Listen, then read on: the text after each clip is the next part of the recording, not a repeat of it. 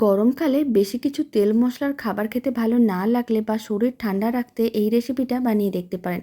প্রথমে ঝিঙেগুলোর খোসাগুলো ছাড়িয়ে নিতে হবে, এরকমই ছোটো ছোটো টুকরো করে কেটে নিতে হবে। সমস্তগুলো একইভাবে কেটে নিয়েছিলাম। এবার একটা মিক্সির জার নিয়েছি, তার মধ্যে নিয়েছি বেশ কিছুটা পরিমাণ নারকেলের টুকরো। এবার নারকেলের টুকরোগুলোকে ভালো করে পেস্ট করে নিতে হবে। আর এদিকে কড়াইয়ের মধ্যে অল্প করে দিলাম সর্ষের তেল, আর দিয়েছি আমি কয়েকটা শুকনো লঙ্কা, অল্প একটু আদা বাটা দিয়েছিলাম, আর দিয়েছিলাম হলুদ গুঁড়ো।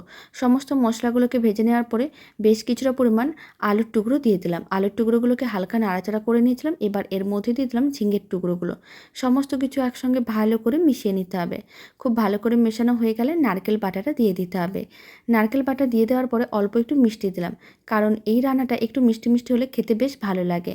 সমস্ত কিছু একসঙ্গে ভালো করে মিশিয়ে নিতে হবে, তারপর দিতে হবে পরিমাণ অনুযায়ী জল। আবারও 10 মিনিটের মতন রান্না করে নিতে হবে, যাতে সমস্ত কিছু ভালো করে সেদ্ধ হয়ে যায়। যখন ভালো করে সেদ্ধ হয়ে যাবে অল্প করে একটু ঘি দিতে হবে, কারণ নিরামিষ রান্নায় অল্প একটু ঘি দিলে এর স্বাদ ও গন্ধ দুটোই খুবই ভালো আসে। বাড়িতে বানিয়ে দেখতে পারেন, খেতে ভালো।